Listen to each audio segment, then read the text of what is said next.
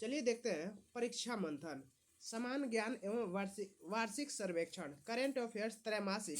लक्ष्य 2025 का है। लक्ष्य 2 जो प्रारंभिक एवं मुख्य परीक्षा, प्रारंभिक और मुख्य परीक्षा हेतु समान उपयोगी है। ठीक है, समान रूप से उपयोगी है। इसमें आगामी जो भी परीक्षा है जैसे कि IAS, UP PCS, यूपी मुख्य परीक्षा, यूपी RO ARO, 17वीं बिहार BPSC, 71वीं BPSC, MPPC, आर्थिक। अब ठीक है, ये सब है। अब ये आर्थिक सर्वेक्षण 2024-25, केंद्रीय बजट 2025-26 और उत्तर प्रदेश बजट 2025-26 सहित है। ठीक है, इसमें हम लोग देखेंगे। चलिए इसमें सबसे पहले एक मोटिवेशनल सुन लेते हैं। सफलता का पहला कदम हमेशा मुश्किल ही होता है, यानी सफलता का पहला कदम हमेशा मुश्किल ही होता है। अगर सफलता इतनी आसान होती तो आज हर व्यक्ति सफल होता। ठीक है, इसी के साथ अपना हम लोग चैप्टर स्टार्ट करते हैं। अब देखेंगे योजना, परियोजना, अभियान, पहल और कार्यक्रम। ठीक है, चलिए देखते हैं। कुछ इसके पहले हम लोग इसका इंडेक्स देख लेते हैं, क्या क्या इसमें हम लोग को पढ़ना है। ठीक है,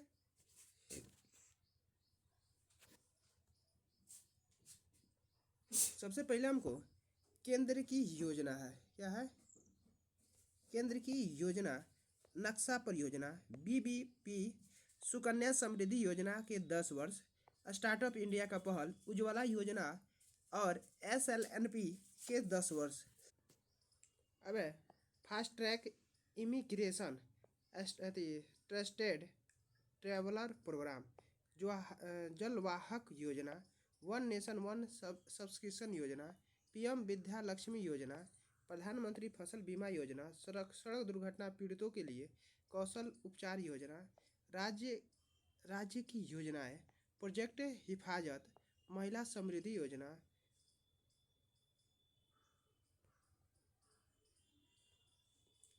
उत्तर प्रदेश के महापुरुषों के नाम 10 योजनाएं, शिक्षा संबंधी बीमा योजनाएं, स्वामी विवेकानंद युवा शक्ति मिशन, पार्थ योजना, डिजिटल वृक्ष आधारित कार्यक्रम, दीनदयाल उपाध्याय भूमिहीन कृषि मजदूर कल्याण योजना, अभियान, पहल और कार्यक्रम, प्रधानमंत्री अन्नदाता आय संरक्षण अभियान, स्वावलंबनी कार्यक्रम, भारत क्लीन चिट विनिर्माण प्लेटफॉर्म, भारत में सामाजिक न्याय सुनिश्चित करने की पहल, आदर्श महिला हितैषी ग्राम पंचायत पहल, स्वावलंबनी पहल, परियोजनाएं। अब देखते हैं परियोजनाएं। पुना सांगछू सेकेंड जल विद्युत परियोजना, अपर कर्णाली जल विद्युत परियोजना, पोलावरम परियोजना, भारत और नदी जोड़ो परियोजना अथवा केन बेतवा नदी परियोजना, कावेरी दक्षिण बेल्लार लिंक परियोजना, मलबार नहर परियोजना। अब मिशन के बारे में देखते हैं। मिशन यानी नेशनल क्रिटिकल मिनरल मिशन, केंद्रीय बजट 2025-26 में प्रस्तावित नई योजनाएं, PM धन कृषि योजना, दलहन आत्मनिर्भर मिशन, भारत के परमाणु ऊर्जा मिशन और लघु मॉड्यूल रिएक्टर, कृषि ऋण में वृद्धि, मखानानोमिक्स, मखाना बोर्ड, कपास उत्पादन मिशन, दलहन के आत्मनिर्भरता मिशन, ज्ञान भारतम मिशन, ग्रामीण समृद्धि एवं लचीलापन कार्यक्रम, राष्ट्रीय उच्च उपज बीज मिशन, भारतीय भाषा पुस्तक योजना, केंद्रीय बजट 2025 में स्वास्थ्य बीमा संबंधी पहल। ठीक है, चलिए अब देखते हैं केंद्र की योजनाएं।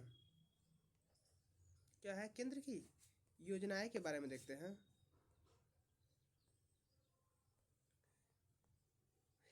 फरवरी 2025 में केंद्रीय कृषि कल्याण एवं ग्रामीण विकास मंत्री शिवराज सिंह चौहान के मध्य प्रदेश रायसन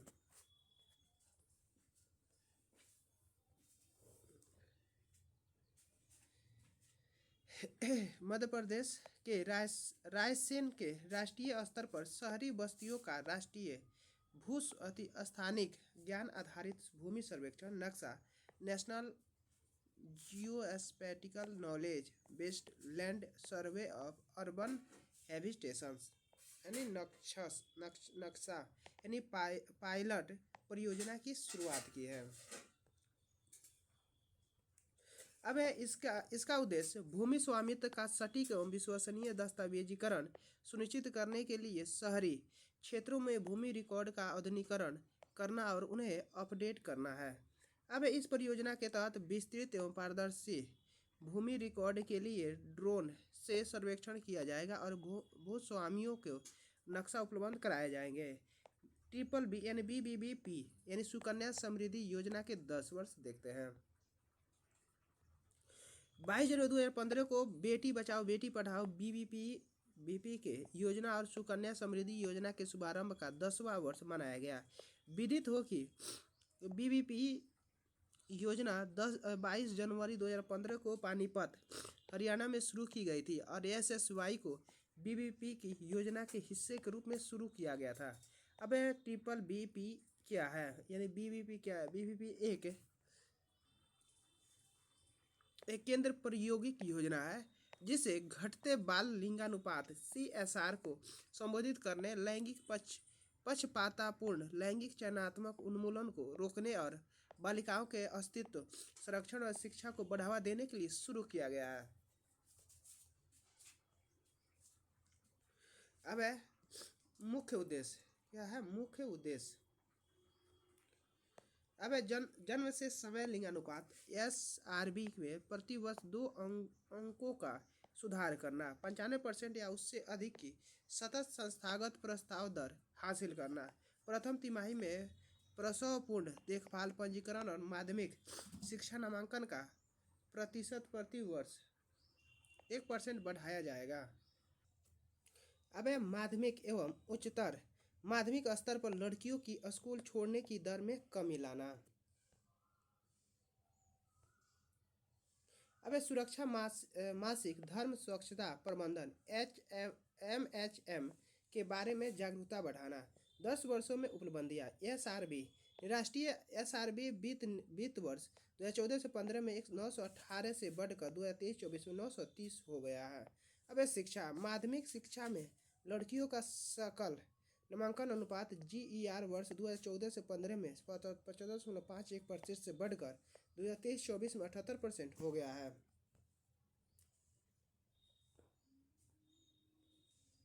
अब है संस्थागत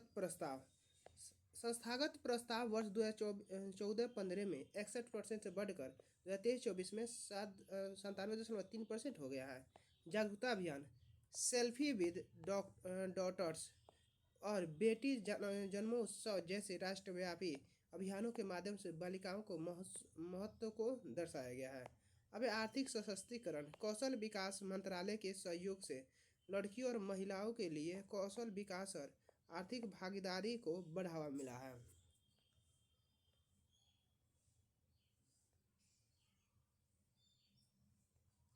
सुकन्या समृद्धि योजना SSY क्या है? इसे BBP योजना के एक हिस्से के रूप में शुरू किया गया था जिसका उद्देश्य शिक्षा और सशक्तिकरण पर ध्यान केंद्रित करते हुए बैंक खाते खोलकर बालिकाओं को भविष्य के लिए वित्तीय सुरक्षा प्रदान करना था। कोई भी निवासी भारतीय बालिका इस कार्यक्रम में भाग ले सकती है तथा जन्म से लेकर 10 वर्ष की आयु तक खाता खोला जा सकता है। एक अभिभावक प्रति बच्चे एक खाता खोल सकता है तथा जुड़वा या 3 बच्चों को छोड़कर प्रति परिवार अधिकतम 2 खाते खोला जा सकता है। जमा और अंशदान न्यूनतम प्रारंभिक जमा राशि 2,500 रुपये है तथा वार्षिक जमा राशि 1,50,000 रुपये है। इसमें 15 वर्ष तक जमा किया जा सकता है तथा कन्या के 18 वर्ष होने तक अभिवाहक खाते का प्रबंधन करेंगे। 10 वर्षों में उपलब्धियां नवंबर 2024 तक 4.1 करोड़ से अधिक सुकन्या समृद्धि खाते खोले गए हैं जिससे वित्तीय अनुशासन को बढ़ावा मिलेगा और लड़कियों की शिक्षा और सशक्तिकरण के लिए दीर्घकालिक बचत को प्रोत्साहन मिलेगा। अब है निष्कर्ष बेटी बचाओ बेटी पढ़ाओ योजना और सुकन्या समृद्धि योजना ने भारत में महिलाओं का सशक्तिकरण करने में महत्वपूर्ण भूमिका निभाई है। लिंगानुपात शिक्षा मातृ शिक्षा स्वास्थ्य और कन्याओं के लिए वित्तीय सुरक्षा में सुधार के साथ इन पहलों ने वैश्विक महिला नेतृत्व वाले विकास लक्ष्यों के साथ तालमेल स्थापित करते हुए एक अधिक समावेशी और समतापूर्ण समाज के निर्माण में योगदान दिया है। अब स्टार्टअप इंडिया पहल।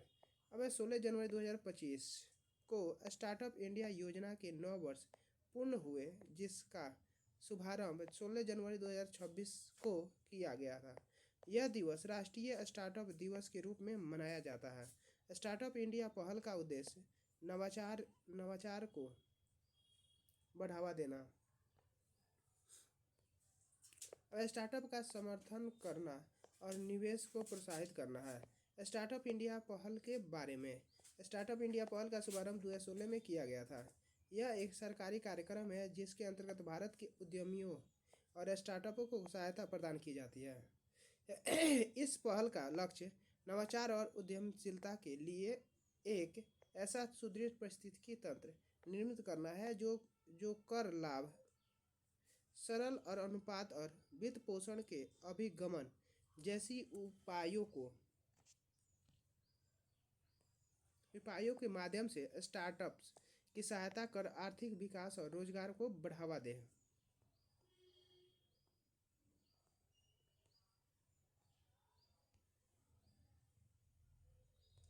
अब स्टार्टअप इंडिया के अंतर्गत प्रमुख योजनाएं। स्टार्टअप्स के लिए फंड ऑफ फंड्स एफएफएस। इस योजना के अंतर्गत प्रारंभिक चरण में वित्त पोषण सहायता प्रदान करने के लिए 10,000 करोड़ रुपए का फंड प्रदान किया जाता है। Startup India seed fund scheme S I S F S के तहत स्टार्टअप्स को संकल्पना के प्रमाण प्रोटोटाइप विकास और उत्पादन परीक्षण के लिए वित्तीय सहायता प्रदान की जाती है। अब स्टार्टअप के लिए ऋण गारंटी योजना सीजीएसएस के अंतर्गत ऋण अभिगमन सुनिश्चित करने के लिए स्टार्टअप को संपार्श्विक मुक्त ऋण की सुविधा प्रदान की जाती है। अब स्टार्टअप बौद्धिक संपदा संरक्षण एसआईपीपी के तहत स्टार्टअप को कम लागत और पेटेंट फाइलिंग, ट्रेडमार्क्स पंजीकरण और बौद्धिक संपदा अधिकार आईपीआर संरक्षण में सहायता प्रदान की जाती है।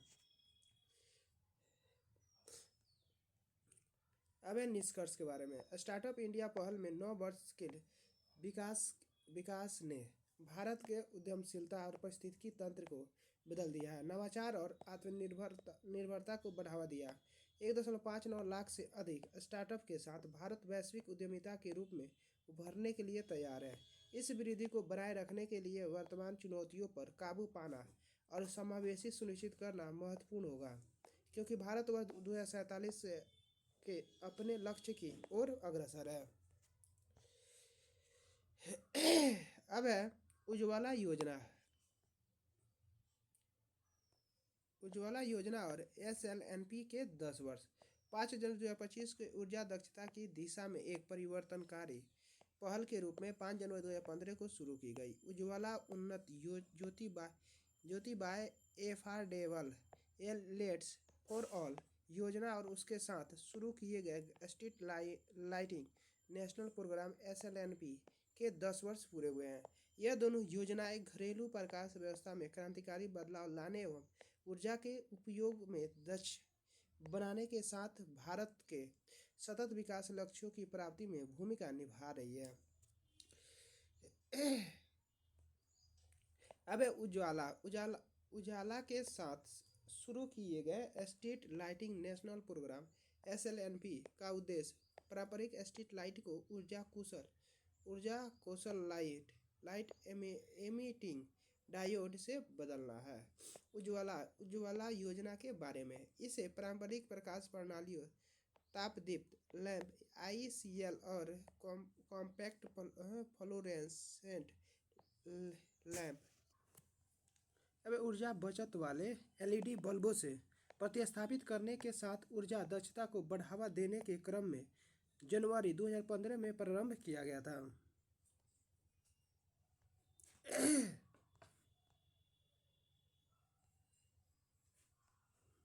यह योजना भारत सरकार के सार्वजनिक क्षेत्र के उपक्रमों, केंद्रीय विद्युत मंत्रालयों की ऊर्जा दक्षता सेवा लिमिटेड EELSL और डिस्कॉम वितरण कंपनियों के बीच एक संयुक्त परियोजना है। इसका उद्देश्य पारंपरिक बल्बों एवं स्ट्रीट लाइटों का LED बल्बों से बदलकर 85 लाख किलोवाट प्रति घंटा विद्युत उपयोग कम करने के साथ 15,000 टन कार्बन डाइऑक्साइड CO2 को कम करना है। अब स्ट्रीट लाइटिंग राष्ट्रीय कार्यक्रम SLNP के बारे में। इसके प्रमुख उद्देश्य में सार्वजनिक प्रकाश व्यवस्था के लिए ऊर्जा की खपत और परिचालन लागत को कम करना तथा ऊर्जा कुशल उपकरणों के प्रति बाजार में बदलाव को बढ़ावा देना शामिल है। EESL को इस कार्यक्रम के लिए कार्यान्वयन एजेंसियों के रूप में नामित किया गया, जो शहरी स्थानीय निकायों, नगर निकायों, ग्राम पंचायतों और केंद्र तथा राज्य सरकारों के साथ सहयोग करते हुए पूरे भारत में SLNP को कार्यान्वित करने में सबसे आगे रहा है।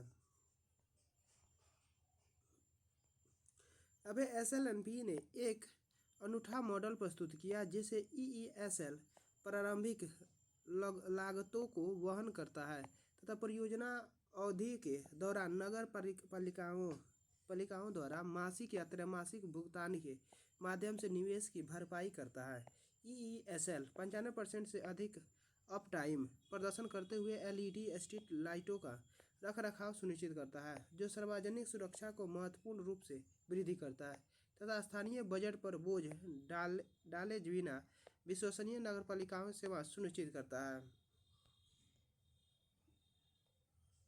नोट है, उजाला योजना और स्ट्रीट लाइटिंग राष्ट्रीय कार्यक्रम ने भारत के ऊर्जा दक्षता और स्थिरता लक्ष्यों को महत्वपूर्ण रूप से आगे बढ़ाया है। इन पहलों के कारण ऊर्जा का उपयोग कम हुआ है और कार्बन उत्सर्जन में भी कमी आई है। साथ ही आर्थिक बचत भी हुई है। ये पहल हरित ऊर्जा कुशल और भविष्य को बढ़ावा देने में सरकार के नेतृत्व वाले प्रयासों के प्रभाव को दर्शाती है। अब फास्ट ट्रैक इमिग्रेशन। अब ट्रस्टेड ट्रैवलर प्रोग्राम। जनवरी 2024 में केंद्रीय गृह एवं सहकारिता मंत्री अमित शाह ने अहमदाबाद से fast track immigration trusted traveller programme FTI-TTP का उद्घाटन किया है। अब मुख्य बिंदु। इस पहल से अहमदाबाद समेत मुंबई, चेन्नई, कोलकाता, बेंगलुरु, हैदराबाद और कोचीन जैसे प्रमुख हवाई अड्डों पर यात्रियों का लाभ मिलेगा।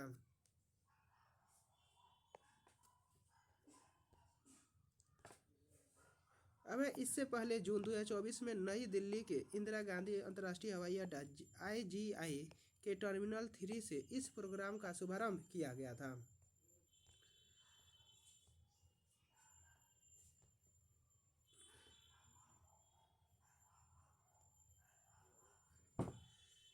अब पहले चरण में इस सुविधा को दिल्ली के अलावा देश के 7 अन्य प्रमुख हवाई अड्डों पर शुरू किया गया है।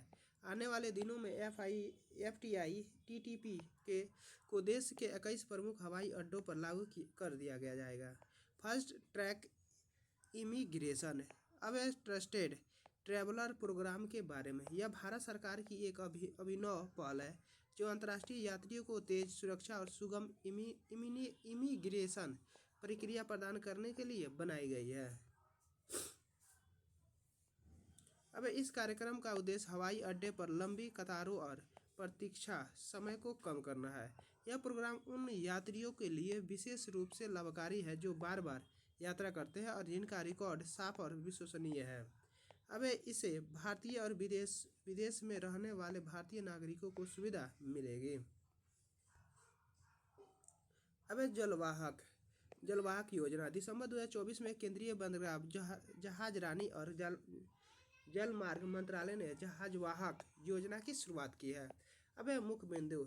इसका उद्देश्य अंतर्देशीय जलमार्गों की व्यापार क्षमता को खोलने के साथ साथ रसद लागत को कम करना और सड़क और रेल नेटवर्क पर भी भीड़भाड़ कम करना है। अब इस योजना को राष्ट्रीय जलमार्ग फर्स्ट गंगा, दूसरा ब्रह्मपुत्र और तीसरा 16 16 बराक नदी पर टिकाऊ और लागत प्रभावी परिवहन को बढ़ावा देने की दिशा में एक बड़ा कदम माना जा रहा है। इस योजना के तहत प्रमुख शिपिंग कंपनियों, माल भाड़ा अग्रेषणकर्ताओं और व्यापार निकायों के लिए आपूर्ति श्रृंखलाओं को अनुकूलित करने के लिए तैयार किया गया है। इस योजना के तहत जलमार्गों के माध्यम से 300 किलोमीटर से अधिक दूरी तक माल परिवहन करने वाले कार्गो मालिकों को परिचालन लागत पर 35% तक की पूर्ति मिलेगी। यह योजना 3 वर्षों तक वैध रहेगी। इस योजना से पश्चिम बंगाल से पटना, बनारस और गुवाहाटी तक जलमार्ग से माल की ढुलाई लागत में कमी आएगी। इस योजना को भारतीय अंतर्देशीय जलमार्ग प्राधिकरण और भारतीय शिपिंग निगम की अनुषंगी कंपनी अंतर्देशीय और तटीय शिपिंग लिमिटेड ICSL द्वारा संयुक्त रूप से कार्यान्वित किया जाएगा। यह निश्चित समय वाली नौकायन सेवा कोलकाता, पटना, वाराणसी और कोलकाता पांडु गुवाहाटी मार्गों के बीच जहाजों को चलाएगी। अब देखते हैं वन नेशन वन सब्सक्रिप्शन योजना। वन नेशन वन सब्सक्रिप्शन योजना आ गया। अभी नवंबर 2024 में केंद्रीय मंत्रिमंडल ने विद्वानों के शोध लेखों और पत्रिकाओं का तक देशव्यापी पहुंच प्रदान करने के लिए 3 वर्ष के लिए one nation one subscription ONOS योजना को मंजूरी प्रदान की है। अब इसके मुख्य बिंदु देखते हैं। मुख्य बिंदु, इस योजना का समन्वयन सूचना और पुस्तकालय नेटवर्क INFILIBNET द्वारा किया जाएगा, जो विश्वविद्यालय अनुदान आयोग UGC के तहत एक स्वायत्त अंतर विश्वविद्यालय केंद्र है। विदित हो कि पारंपरिक शैक्षणिक प्रकाशन पे टू रीडर मॉडल पर निर्भर करता है, जहां पुस्तकालय और संस्थान प्रकाशित शोध तक पहुंच के लिए शुल्क का भुगतान करते हैं। अब ONOS का उद्देश्य पूरे भारत में छात्रों और शोधकर्ताओं के लिए उच्च गुणवत्ता वाली शिक्षा तक पहुंच को लोकतांत्रिक बनाना है, जिससे विशेष रूप से Tier 2 और Tier 3 शहरों में रहने वाले लोगों का लाभ पहुंचे। ONOS 30 अग्रणी अंतर्राष्ट्रीय प्रकाशकों की 13,000 से अधिक उच्च प्रभावी वाली पत्रिकाओं तक पहुंच प्रदान करेगी, जिससे छात्रों और शोधकर्ताओं के लिए शैक्षणिक संसाधनों की उपलब्धता में उल्लेखनीय सुधार होगी। अब यह पहल 6,300 से अधिक संस्थानों को लक्षित करती है, जिससे लगभग 1.8 करोड़ छात्र, संकाय और शोधकर्ताओं लाभान्वित होंगे तथा अंतर्राष्ट्रीय पत्रिकाओं तक पहुंच बढ़ेगी, जिससे वैश्विक अनुसंधान समुदाय में भारत का प्रभाव बढ़ेगा। PM विद्यालक्ष्मी योजना क्या है? PM विद्यालक्ष्मी योजना के बारे में जानते हैं। नवंबर 2024 में केंद्रीय मंत्रिमंडल ने मेधावी विद्यार्थियों को उच्च शिक्षा के लिए वित्तीय सहायता प्रदान करने हेतु प्रधानमंत्री विद्यालक्ष्मी योजना PM विद्यालक्ष्मी स्कीम को मंजूरी प्रदान की है। अब मुख्य बिंदु, इस योजना का उद्देश्य छात्रों को संपार्श्विक मुक्त ग्रांटर मुक्त ऋण प्रदान करना है। यह राष्ट्रीय शिक्षा नीति नेशनल एजुकेशन पॉलिसी NEP 2020 के अनुरूप है। अब इस योजना के तहत राष्ट्रीय संस्थागत रैंकिंग फ्रेमवर्क NIRF के समग्र श्रेणी विशिष्ट और डोमेन विशिष्ट रैंकिंग में शीर्ष 100 में स्थान रखने वाले सभी उच्च शिक्षा संस्थानों, सरकारी और निजी शामिल NIRF रैंकिंग में 101 से 200 में स्थान रखने वाले राज्य सरकार के उच्च शिक्षा संस्थानों, हायर एजुकेशन इंस्टीट्यूशन HEI और केंद्र सरकार द्वारा प्रशासित सभी संस्थानों को इसमें शामिल किया गया है।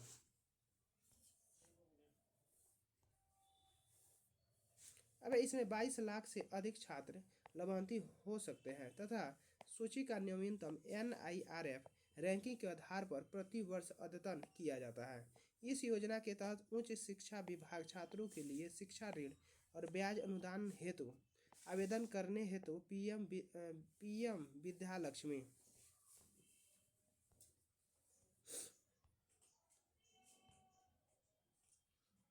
PM Vidya Lakshmi portal launch करेगा, जिसका भुगतान ई वाउचर और सेंट्रल बैंक डिजिटल करेंसी के वॉलेट के माध्यम से किया जाएगा। यह योजना मौजूदा पीएम उच्चतर शिक्षा प्रोत्साहन योजना के तहत 2 घटकों शिक्षा ऋण के लिए ऋण गारंटी निधि यानी CGFSEL और केंद्रीय क्षेत्र ब्याज सब्सिडी यानी CSIS का पूरक है। अब PM USP CIS तकनीक पाठ्यक्रम करने वाले 4.5 लाख रुपए तक की पारिवारिक आय वाले छात्रों को 10 लाख रुपए तक के ऋण पर पूर्ण ब्याज अनुदान प्रदान करता है। प्रधानमंत्री फसल बीमा योजना के बारे में जानते हैं। क्या है प्रधानमंत्री फसल बीमा योजना? प्रधानमंत्री फसल बीमा योजना 1 जनवरी 2025 को प्रधानमंत्री नरेंद्र मोदी ने प्रधानमंत्री फसल बीमा योजना PMFBY को 1 साल और 2025 से 26 के लिए बढ़ा दिया है। प्रधानमंत्री फसल बीमा योजना के बारे में जानते हैं। PMFBY को वर्ष 2016 में लॉन्च किया गया तथा इसे कृषि और किसान कल्याण मंत्रालय द्वारा प्रशासित किया जा रहा है। अब इसने राष्ट्रीय कृषि बीमा योजना NAIS और संशोधित राष्ट्रीय कृषि बीमा योजना MNAIS को परिवर्तित कर दिया है। अब इसका उद्देश्य प्राकृतिक आपदाओं, कीटों और रोगों या किसी भी तरह से फसल के खराब होने की स्थिति में एक व्यापक बीमा कवर प्रदान करना, ताकि किसानों की आय को स्थिर करने में मदद मिल सके। अब इस योजना के तहत किसानों द्वारा दी जाने वाली निर्धारित बीमा किस्त प्रीमियम खरीफ की सभी फसलों के लिए 2% और सभी रबी फसलों के लिए 1.5% है। अब अधिसूचित क्षेत्रों में अधिसूचित फसल उगाने वाले पट्टेदार जोतदार किसानों सहित सभी किसान कवरेज के लिए पात्र हैं। यह योजना पहले ऋणी किसानों के लिए अनिवार्य है, लेकिन वर्ष 2020 में केंद्र सरकार ने इसे सभी किसानों के लिए वैकल्पिक बना दिया है। सड़क दुर्घटना पीड़ितों के लिए कैशलेस उपचार योजना। जनवरी 2025 में केंद्रीय सड़क और परिवहन मंत्री नितिन गडकरी ने सड़क दुर्घटना पीड़ितों के लिए कौशल उपचार योजना की घोषणा की है। यह पहल भारत में सड़क दुर्घटना के बढ़ते आंकड़ों से निपटने और पीड़ित परिवारों को आर्थिक राहत देने की दिशा में एक महत्वपूर्ण कदम है।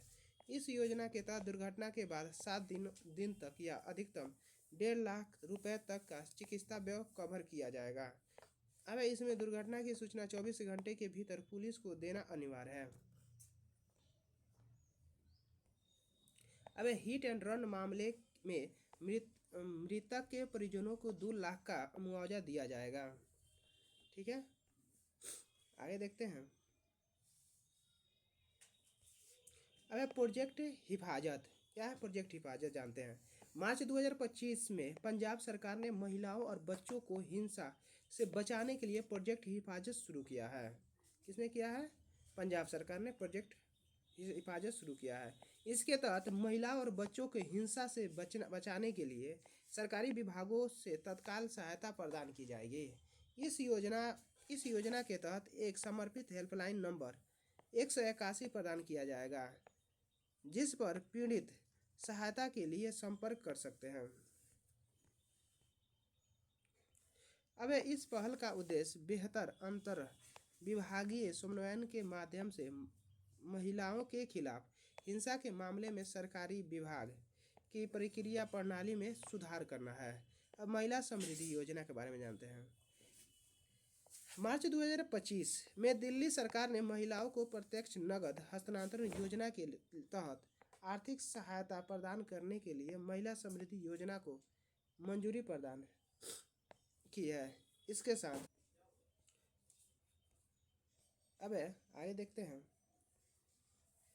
इनके साथ ही दिल्ली सरकार ने इस योजना के लिए 5,100 करोड़ का बजटीय आवंटन किया है। अब मुख्य बिंदु के बारे में जानते हैं। इस योजना का उद्देश्य यानी प्रोजेक्ट जो महिला समृद्धि योजना है, योजना का उद्देश्य महिलाओं को वित्तीय सुरक्षा प्रदान करना और उन्हें आत्मनिर्भर बनाना है। इस योजना के तहत पात्र पात्र महिलाओं को प्रति माह 2500 की वित्तीय सहायता प्रदान की जाएगी। अब इस योजना के अंतर्गत केवल वे महिलाएं पात्र होंगी जो सरकारी कर्मचारी नहीं है या अन्य सरकारी वित्तीय सहायता योजनाओं की लाभार्थी नहीं है। अब अनुदान के अनुसार इस योजना से लगभग 17 लाख महिलाओं को लाभ मिल सकता है। इस योजना के अंतर्गत पात्र महिलाओं की आयु 21 से 60 वर्ष के बीच होनी चाहिए तथा महिलाओं के पास बीपीएल गरीबी रेखा से नीचे का कार्ड होना चाहिए अनिवार्य है। अब उत्तर प्रदेश में महापुरुषों के नाम 10 योजनाएं, यानी उत्तर प्रदेश में महापुरुषों के नाम 10 योजनाएं मार्च 2025 में मुख्यमंत्री योगी आदित्यनाथ ने वित्तीय वर्ष 2025-26 के बजट पर चर्चा के दौरान कई महत्वाकांक्षी योजनाओं की घोषणा की है। अब जिसमें 10 योजनाएं महापुरुषों को समर्पित हो गई। इस योजना से कृषि, उद्योग, शिक्षा और सामाजिक कल्याण के क्षेत्र में विकास होगा। साथ ही रोजगार सृजन, महिला सशक्तिकरण और बौद्धिक विकास को बढ़ावा मिलेगा, जिनका संक्षिप्त वर्णन निम्नलिखित है।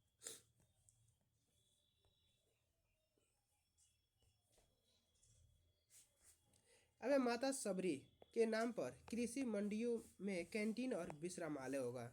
सरदार पटेल के नाम पर जनपदीय आर्थिक क्षेत्र होगा। माता अहिल्या होलकर के नाम पर श्रमजीवा महिला हॉस्टल होगा। महारानी लक्ष्मीबाई मेधावी छात्र स्कूटी योजना होगा। संत कबीरदास के नाम पर सीएम मित्र पार्क योजना होगा। अब चर्मोद्योग पार्क संत रविदास के नाम पर है। लखनऊ में सीड पार्क भारत रत्न चौधरी चरण सिंह के नाम पर है। नगरीय क्षेत्रों में पुस्तकालय भारत रत्न अटल बिहारी वाजपेयी के नाम पर होगा। वह भारत रत्न बाबा साहब डॉक्टर भीमराव अम्बेडकर के नाम पर छात्रावास होगा। अब बिरसा मुंडा को समर्पित 2 जनजातीय संग्रहालय होगा। शिक्षा संजीवनी बीमा योजना के बारे में जानते हैं। शिक्षा संबंधी संजीवनी बीमा योजना यानी 26 फरवरी 2025 को राजस्थान सरकार ने उदयपुर रेजिडेंसी स्कूल में आयोजित एक समारोह में स्कूली बच्चों को दुर्घटना बीमा प्रदान करने के लिए शिक्षा संजीवनी बीमा योजना की शुरुआत की है। योजना का उद्देश्य बच्चों की शिक्षा में निरंतर सुनिश्चित करना और बाल श्रम को रोकना, डिजिटल इंडिया के माध्यम से वित्तीय समावेशन को बढ़ावा देना, बीमा दावा राशि के दुरुपयोग को रोकना और बच्चों में कम उम्र से बचत की आदत को प्रोत्साहित करना है। अब स्वामी विवेकानंद युवा शक्ति मिशन 12 जनवरी 2025 को मध्य प्रदेश सरकार द्वारा स्वामी विवेकानंद युवा शक्ति मिशन शुरू किया जाएगा। ठीक है, अब देखते हैं इसके कुछ मुख्य बिंदु हैं, वो देख लेते हैं। यह मध्य प्रदेश सरकार द्वारा युवाओं को प्रेरित करने और उनकी ऊर्जा को सकारात्मक दिशा में लाने का व्यापक और महत्वपूर्ण प्रयास है। अब यह पहल न केवल युवाओं को व्यक्तिगत विकास पर केंद्रित है, बल्कि देश के विकास में उनके योगदान को भी सुदृढ़ करती है। इस मिशन का मुख्य उद्देश्य युवाओं को आत्मनिर्भर और सशक्तिकरण बनाता है, ताकि वे अपने व्यक्तिगत और सामाजिक जीवन में महत्वपूर्ण भूमिका निभा सकें। अब इस मिशन का दूसरा उद्देश्य स्वामी विवेकानंद के जीवन और उसके विचारों को युवाओं तक पहुंचाकर उसमें आत्मविश्वास, अनुशासन और राष्ट्रभक्ति की भावना विकसित करना है।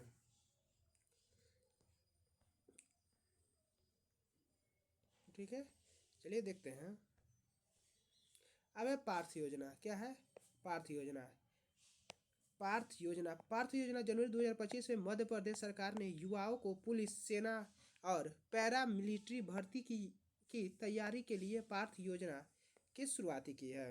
यानी पार्थ का मतलब होता है police army requirement training and हुनर होता है। अब ये उद्देश्य युवाओं को भर्तीपूर्ण शारीरिक और लिखित परीक्षा की ट्रेनिंग देना, भारतीय सेना, पुलिस और पैरा मिलिट्री में रोजगार के अवसर बढ़ाना है।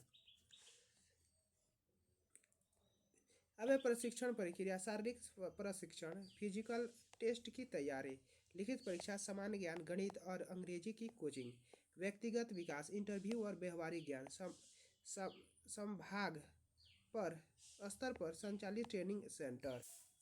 अब डिजिटल वृक्ष आधार कार्यक्रम, ठीक है, अब डिजिटल वृक्ष आधार कार्यक्रम क्या है इसको देखते हैं। हाल ही में जम्मू एवं कश्मीर सरकार द्वारा चिनार के वृक्षों के संरक्षण के लिए डिजिटल वृक्ष आधार कार्यक्रम चलाया जा रहा है, जिसका उद्देश्य राज्य सरकार द्वारा प्रत्येक वृक्ष की स्थिति निगरानी करके उनका संरक्षण सुनिश्चित करना है।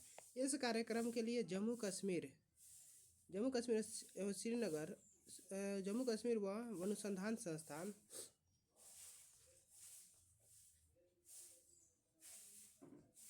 नोडल एजेंसी के रूप में कार्य करेगा। इस कार्यक्रम के तहत जम्मू एवं कश्मीर राज्य में चिनार के वृक्षों को जियो टैग और QR कोड से लैस किया जा रहा है। अब दीनदयाल उपाध्याय भूमिहीन कृषि मजदूर कल्याण योजना। अब जनवरी 2025 में छत्तीसगढ़ सरकार ने दीनदयाल उपाध्याय भूमिहीन कृषि मजदूर कल्याण योजना की शुरुआत की है। अब मुख्य बिंदु जानते हैं। इस योजना के तहत छत्तीसगढ़ राज्य के 5.62 लाख से अधिक भूमिहीन कृषि मजदूरों को लाभ मिलेगा। इस योजना के तहत प्रत्येक लाभार्थी को सालाना 10,000 रुपये की वित्तीय सहायता प्रदान की जाएगी। इस योजना के लिए करीब 562 करोड़ रुपए आवंटित किए गए हैं। इस योजना में भूमिहीन कृषि मजदूरों के साथ वनोपज संग्राहक, भूमिहीन परिवार, चरवाहा, बढ़ई, लोहार, मोची, नाई, धोबी आदि पौनी पसारी व्यवस्था के संबंध भूमिहीन परिवार भी शामिल है। अब इसके अलावा अनुसूचित क्षेत्रों में आदिवासियों के देव स्थलों में पूजा करने वाले पुजारियों, बैगा, गुनिया, माझी परिवारों की शामिल किया गया है। इस योजना का उद्देश्य भूमिहीन कृषि मजदूरों और संबंधित समुदायों की आर्थिक स्थिति में सुधार करना है। अब आते हैं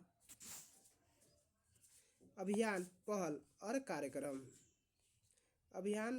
कार्यक्रम के बारे में जानते हैं। प्रधानमंत्री अन्नदाता आय संरक्षण अभियान, ठीक है। फरवरी 2025 में भारत सरकार ने प्रधानमंत्री अन्नदाता आय संरक्षण अभियान योजना को साल 2025-26 तक जारी रखने की मंजूरी प्रदान की है। अब इसके तहत केंद्र सरकार अगले 4 वर्षों तक राज्यों की तुअर, उड़द और मसूर उत्पादन का 100% खरीदेगी। प्रधानमंत्री अन्नदाता आय संरक्षण अभियान के बारे में जानते हैं।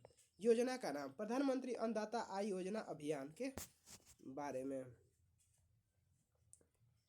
आरंभ किया गया था 12 सितंबर 2018 को। अवधि है 2018 से लेकर 2025-26 तक। लक्ष्य है किसानों को उनकी उपज का न्यूनतम समर्थन मूल्य सैड का लाभ दिलाना। नोडल मंत्रालय कृषि एवं किसान कल्याण मंत्रालय द्वारा क्रियान्वयन क्षेत्र सभी राज्य एवं केंद्र शासित प्रदेश। आधिकारिक वेबसाइट https यह agriwelfare.government.in साइट है, ठीक है। चलिए अब आगे देखते हैं। अब PM आशा क्या है, PM आशा के बारे में जानते हैं। PM आशा योजनाओं में शामिल फसलें दलहन फसलें मूंग, उड़द, अरहर, मसूर, चना, मटर है। तिलहन फसलें सरसों, सोयाबीन, सूरजमुखी, मूंगफली और तिल क्या है, ये सब तिलहन फसलें हैं। अब है खोपरा हो गया कपास, विशेष रूप से मूल्य संवर्धन योजना के अंतर्गत है। अब है स्वावलंबनी कार्यक्रम। यानी फरवरी 2025 में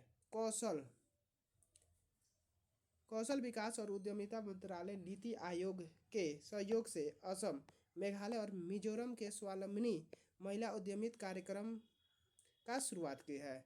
इस कार्यक्रम के अंतर्गत पूर्वोत्तर में चुनिंदा उच्च शिक्षा संस्थानों में छात्राओं को आवश्यक उद्यमशीलता, मानसिकता, संसाधन और मार्गदर्शन प्रदान करके उन्हें सशक्त बनाने की परिकल्पना की गई है। अब इस कार्यक्रम का उद्देश्य उद्यमिता जागरूकता कार्यक्रम के माध्यम से संरचित संरक्षण प्रदान करना है, जो महिला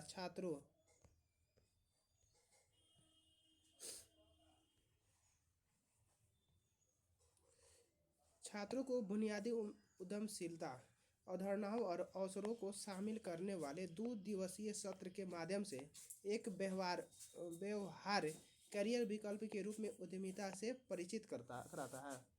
अब है भारत क्लीन चेट विनिर्माण प्लेटफॉर्म। जनवरी 2025 में केंद्रीय वाणिज्य एवं उद्योग मंत्री पीयूष गोयल ने नई दिल्ली में भारत जलवायु फोरम 2025 में भारत क्लीन चेट विनिर्माण प्लेटफॉर्म का शुभारंभ किया है। यह पहल सौर, पवन, हाइड्रोजन और बैटरी भंडारण जैसे क्षेत्रों में भारत की स्वच्छ प्रौद्योगिकी मूल्य श्रृंखला को बढ़ावा देने के लिए बनाई गई थी। अब इस प्लेटफॉर्म का उद्देश्य स्वच्छ ऊर्जा उत्पादन को बढ़ावा देना, रोजगार सृजन करना और भारत को वैश्विक क्लीन टेक हब बनाना है। अब इस पहल से भारत में स्वच्छ ऊर्जा तकनीकी का विकास और उत्पादन बढ़ेगा। अब इससे देश को जलवायु परिवर्तन के प्रभावों को कम करने में मदद मिलेगी। बाद में सामाजिक न्याय सुनिश्चित करने की पहले पीएम अजय प्रधानमंत्री अनुसूचित जाति अभ्युदय योजना पीएम अजय कौशल विकास आय सृजन और ग्रामीण बुनियादी ढांचे के माध्यम से अनुसूचित जाति एससी के समुदायों को सहायता प्रदान करती है। इसके 3 घटक हैं अर्थात आदर्श ग्राम विकास, सामाजिक आर्थिक परियोजनाओं के लिए अनुदान सहायता तथा उच्च शिक्षा संस्थानों में छात्रावास निर्माण। अब श्रेष्ठ लक्षित क्षेत्रों में हाई स्कूल के छात्रों के लिए आवासीय शिक्षा योजना। श्रेष्ठता कक्षा 9 से 12 में अनुसूचित जाति के विद्यार्थियों के लिए शीर्ष सीबीएसई राज्य बोर्ड ने विद्यालयों को बीज पोषित करती है तथा आवासीय और गैर आवासीय विद्यालय एवं छात्रावासों को चलाने के लिए गैर सरकारी संगठनों की सहायता प्रदान करती है। पर्पल फेस्ट समावेशन उत्सव, यह दिव्यांगजन के लिए समावेशन, गरिमा और समान अवसर को बढ़ावा देता है।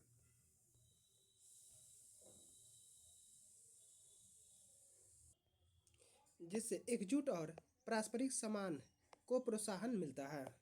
अब नमस्ते, क्या है नमस्ते राष्ट्रीय आंतरिक स्वच्छता इकोसिस्टम कार्य योजना। नमस्ते शहरी भारत में सफाई कर्मचारियों की सुरक्षा, सम्मान और स्थायी आजीविका सुनिश्चित करने के लिए एक केंद्रीय योजना है। अब स्माइल आजीविका और उद्योग के लिए हाशिए पर पड़े व्यक्तियों के लिए सहायता। स्माइल योजना का उद्देश्य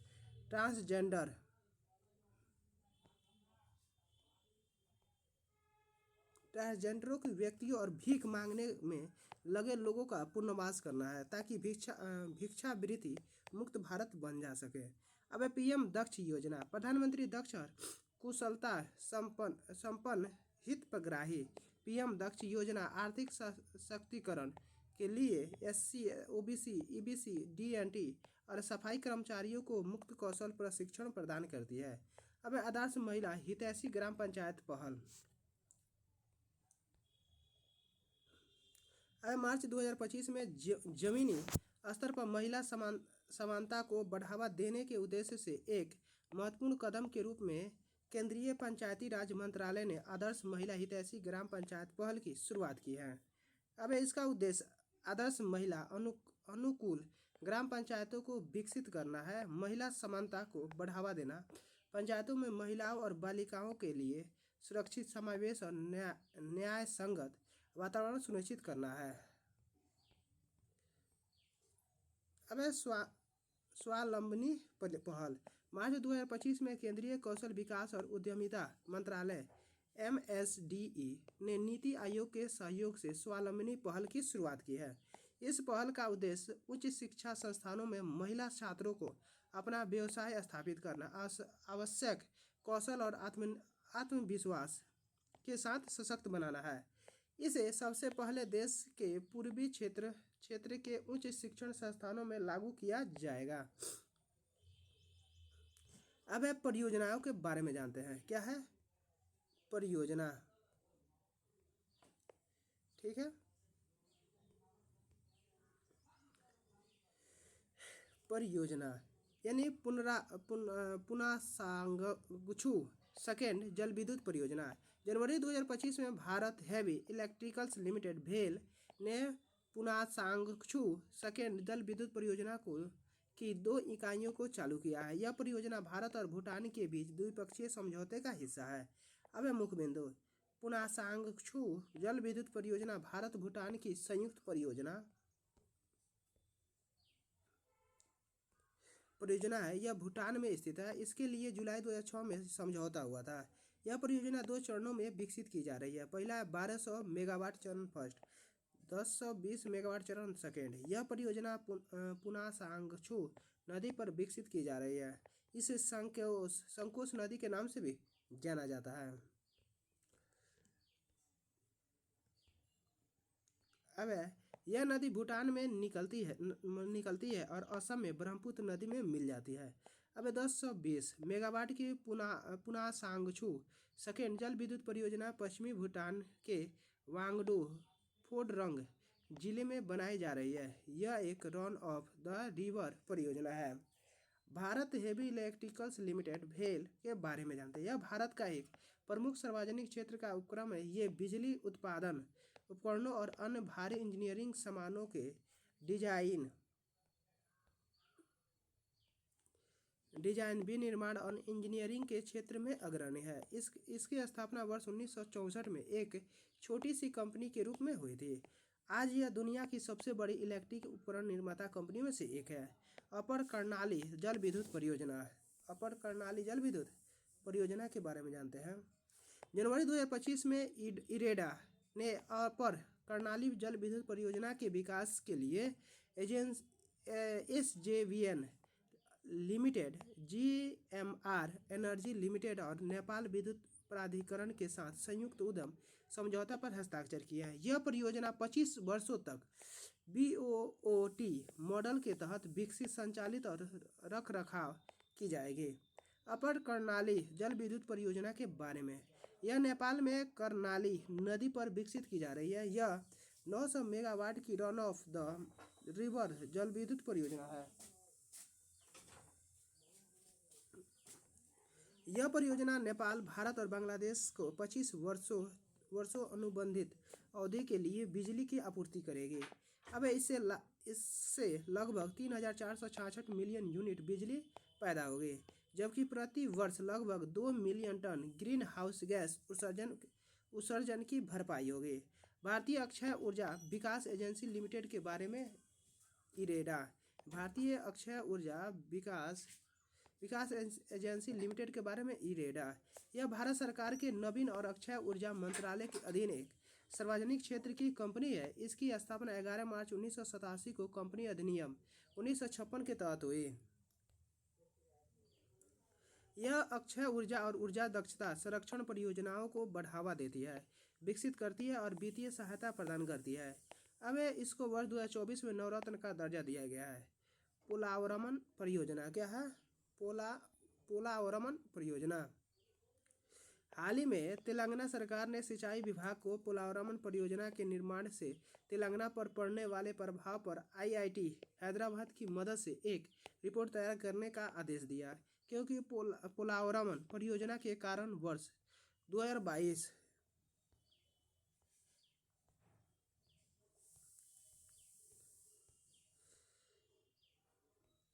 में तेलंगाना का भद्राचलम शहर 27 लाख क्यूसेक पानी की बाढ़ के कारण जलमग्न हो गया है। पोलावरमन परियोजना के बारे में, पोलावरमन परियोजना आंध्र प्रदेश के एलूरू जिले और पूर्वी गोदावरी जिले में गोदावरी नदी पर एक निर्माणाधीन बहुउद्देशीय सिंचाई परियोजना है। इस परियोजना को केंद्र सरकार ने वर्ष 2014 में राष्ट्रीय परियोजना का दर्जा दिया है।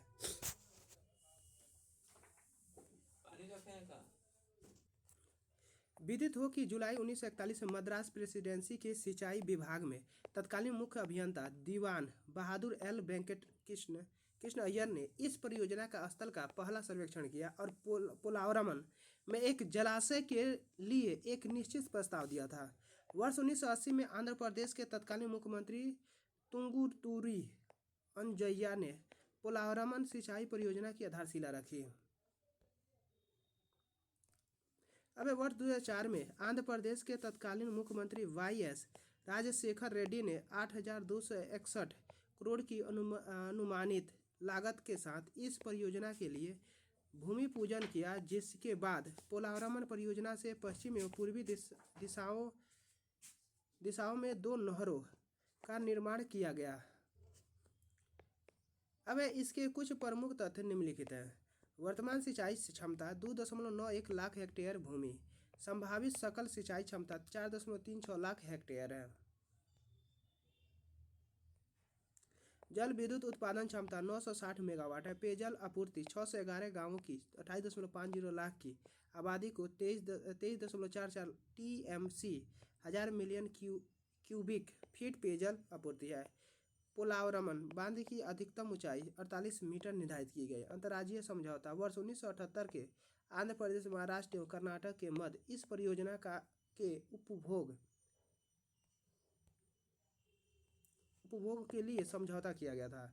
भारत और नदी जोड़ो परियोजना अथवा केन बेतवा नदी जोड़ो परियोजना 25 दिसंबर 2024 को प्रधानमंत्री नरेंद्र मोदी ने मध्य प्रदेश के खजुराहो में केन बेतवा नदी जोड़ो परियोजना KBLP की आधारशिला रखी। यह भारत की राष्ट्रीय नदी जोड़ो की नीति के तहत पहली नदी जोड़ो परियोजना की शुरुआत है। अब KBLP के बारे में। KBLP केंद्र सरकार, मध्य प्रदेश एवं उत्तर प्रदेश सरकारों के बीच एक त्रिपक्षीय पहल है, जिसके अंतर्गत केन नदी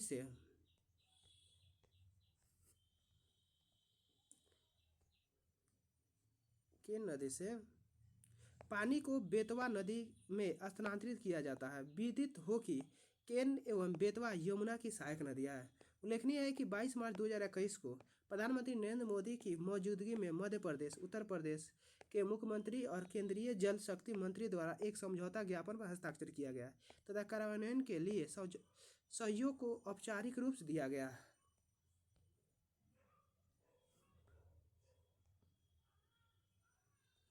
अब केन बेतवा लिंक परियोजना नदियों को आपस में जोड़ने की परियोजना है। इसका उद्देश्य उत्तर प्रदेश के सूखाग्रस्त बुंदेलखंड क्षेत्र में सिंचाई सुविधा उपलब्ध कराने हेतु मध्य प्रदेश की केन नदी अधिशेष जल को बेतवा नदी में हस्तांतरित करना है। यह क्षेत्र उत्तर प्रदेश की झांसी, बांदा, ललितपुर और महोबा जिले तथा मध्य प्रदेश के टीकमगढ़, पन्ना तथा छतरपुर जिले में फैला हुआ है। अब इस परियोजना में 77 मीटर लंबा 2 किलोमीटर चौड़ा दौधन बांध एवं लगभग 121 किलोमीटर लंबी नहर का निर्माण कार्य शामिल है। विदित हो कि केन बेतवा देश की 30 नदियों को जोड़ने हेतु शुरू की गई नदी जोड़ो परियोजना में से एक है। दौधन बांध का निर्माण पन्ना टाइगर रिजर्व के केन नदी पर किया जाएगा, जो 77 मीटर ऊंचा और 2.13 किलोमीटर लंबा होगा। अब इस बांध की क्षमता 2853 मिलियन घन मीटर जल संग्रह हो गए। लिंक नहर 221 किलोमीटर लंबी नहर दौधन बांध को बेतवा नदी से जोड़ेगी, जिससे सिंचाई और पेयजल परियोजनाओं के लिए अधिशेष जल का स्थानांतरण सुगम हो जाएगा। अब सुरंग इस परियोजना में 2 नदियों के बीच जल स्थानांतरण को सहायता प्रदान करने के लिए 2 सुरंगों ऊपरी स्तर पर 1.9 किलोमीटर, निचले स्तर पर 1.11 किलोमीटर निर्माण भी शामिल है। अब मध्य प्रदेश इस परियोजना से पन्ना, दमोह, छतरपुर, टीकमगढ़, निवाड़ी, सागर, रायसेन, विदिशा, शिवपुरी एवं दतिया सहित 10 जिलों में 8.11 लाख हेक्टेयर भूमि की सिंचाई होगी। उत्तर प्रदेश इस परियोजना से 2.51 लाख हेक्टेयर भूमि की सिंचाई भी होगी, जिससे महोबा, झांसी, ललितपुर एवं बांदा जिलों में पानी की उपलब्धता में सुधार होगा। अब राष्ट्रीय परिप्रेक्ष्य योजना के बारे में। राष्ट्रीय नदी लिंक योजना NRLP, जिसे औपचारिक रूप से राष्ट्रीय परिप्रेक्ष्य योजना NPP के रूप में जाना जाता है, अंतर बेसिन जल अंतरण परियोजनाओं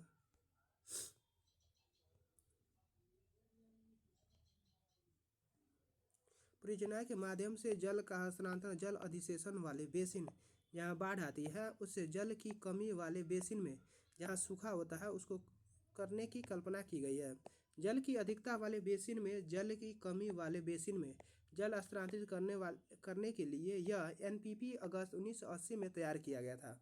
राष्ट्रीय परिप्रेक्ष्य योजना नेशनल पर्सपेक्टिव प्लान एनपीपी के तहत राष्ट्रीय जल विकास agency national water development agency NWDA के उपयोग रिपोर्ट एफआर तैयार करने के लिए 30 लिंक प्रायद्वीपीय क्षेत्रों में 16 और हिमालयी क्षेत्रों के लिए 14 की पहचान की है। अब नदी जोड़ों के अंतर्गत प्रस्तावित परियोजनाएं प्रायद्वीपीय घटक के अंतर्गत केबीएलपी सहित परियोजनाएं। अब पहला है महानदी मणिकभद्रा गोदावरी धौलीश्वर लिंक। बी है महानदी बरमूल गोदावरी धौलीश्वर लिंक। अब दूसरा है Godavari Inchampalli Krishna Pulichintala link. Godavari Inchampalli Krishna Nagarjuna Sagar link. Godavari Polavaram Krishna Vijayawada link है। अब Krishna Almatti Pennar link. Krishna Srisailam Pennar link. Krishna Nagarjuna Sagar Pennar Somasila link किया जाएगा। पेन्नार सोमाशिला यानी कावेरी ग्रैंड एनीकट लिंक किया जाएगा। कावेरी कट्टालाई बैगाई गुंडर लिंक किया जाएगा।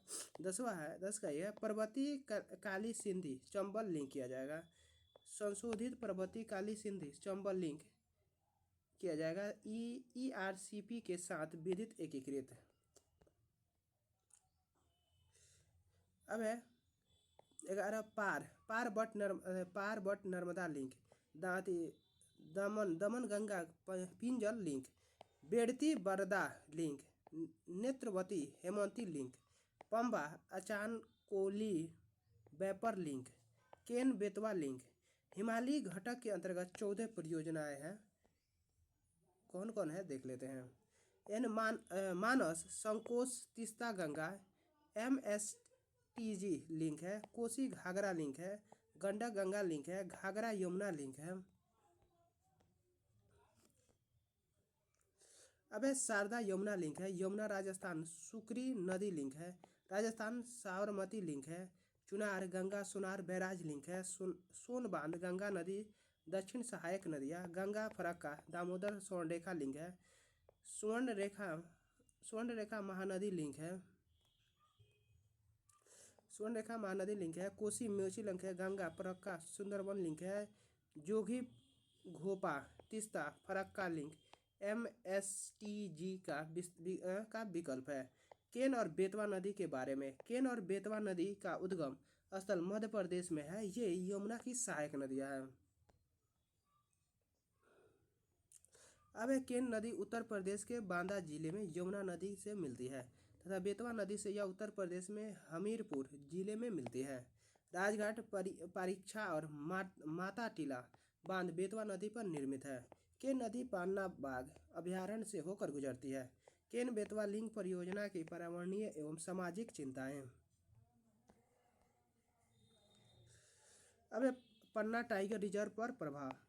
दौधन बांध पन्ना टाइगर रिजर्व के मुख्य भाग में स्थित है और इसके निर्माण से रिजर्व का लगभग 98 वर्ग किलोमीटर क्षेत्र जलमग्न हो जाएगा, जो वन्य जीव संरक्षण के लिए महत्वपूर्ण है। विशेषज्ञों ने बाघों की आबादी के लिए संभावित खतरों के बारे में चिंता जताई है, जिन्हें पूर्व में वर्ष 2009 में स्थानीय रूप से विलुप्त का सामना करना पड़ा था। अब वन्यजीव चिंताएं। दौधन बांध के निर्माण से केन घड़ियाल अभयारण्य में घड़ियाल जैसी प्रजातियों और नीचे की ओर गिद्धों को घोंसले के स्थलों पर नकारात्मक प्रभाव पड़ सकता है। वनों की कटाई। इस परियोजना में लगभग 2 से 3 मिलियन वृक्षों की कटाई भी की गई है, जो सबसे विवादास्पद पहलुओं में से एक है, क्योंकि इससे क्षेत्र की जैव विविधता प्रभावित हो सकती है। अब है विस्थापन। भूमि के जलमग्न होने और परियोजनाओं से संबंधित भूमि अधिग्रहण के कारण छतरपुर जिले में 5,228 परिवार और पन्ना जिले में 1,400 परिवार प्रभावित होंगे। अब है हाइड्रोलॉजिकल डाटा और व्यवहार्यता अध्ययन। केन नदी से अधिशेषण जल के लिए हाइड्रोलॉजिकल डाटा के बारे में चिंताएं व्यक्त की गई है। अब है आईआईटी बॉम्बे के वैज्ञानिक सहित विशेषज्ञों ने चेतावनी दी है कि बड़ी मात्रा में पानी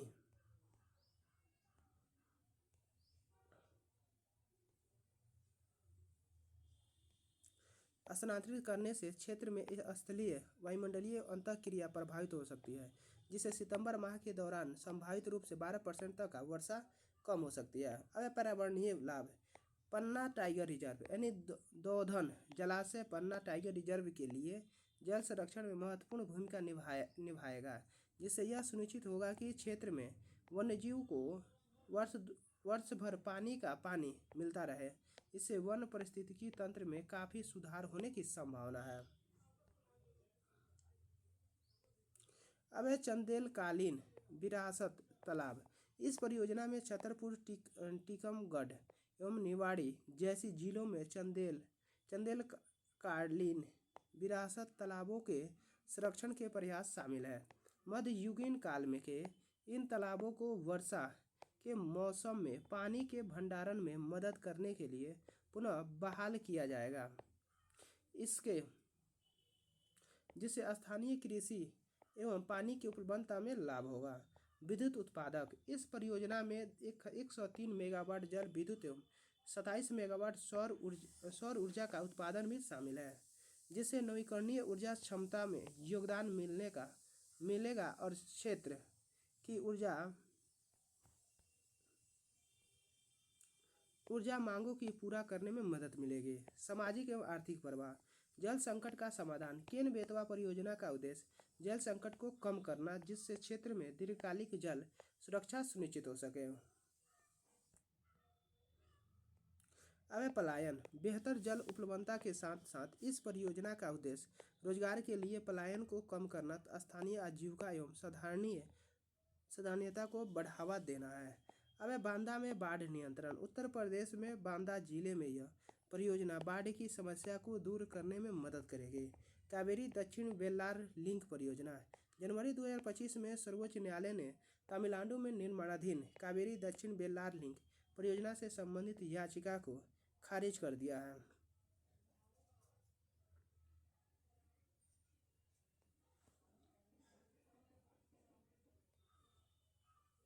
अब न्यायालय के अनुसार अभी तक केंद्र सरकार द्वारा इस परियोजना को संवैधानिक मंजूरी नहीं प्रदान की गई है, इसलिए इस याचिका का कोई औचित्य नहीं है।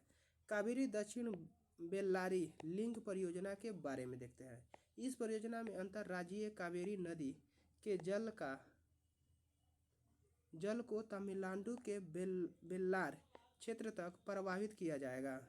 अब 565 करोड़ रुपए की लागत से निर्मित मेटर बांध से बाढ़ के अधिशोषण जल को सलेम जिले के सरबंगा बेसिन में सूखे टैंक मोड़ा जाएगा। अब संबंधित विवाद। तमिलनाडु सरकार ने वर्ष 2021 में कावेरी दक्षिण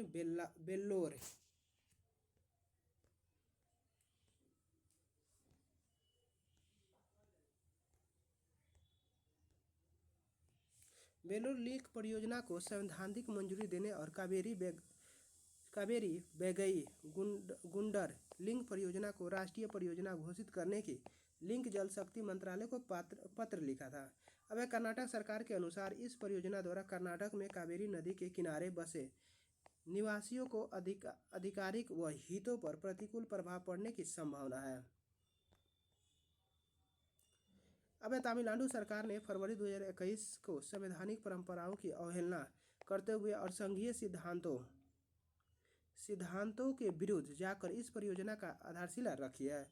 कर्नाटक ने तमिलनाडु पर कावेरी जल विवाद न्यायाधिकरण के वर्ष 2007 में एक निर्णय और उसके बाद वर्ष 2018 में सर्वोच्च न्यायालय के एक निर्णय के बावजूद कावेरी जल को गलत तरीके से प्रयोग करने का आरोप लगाया है।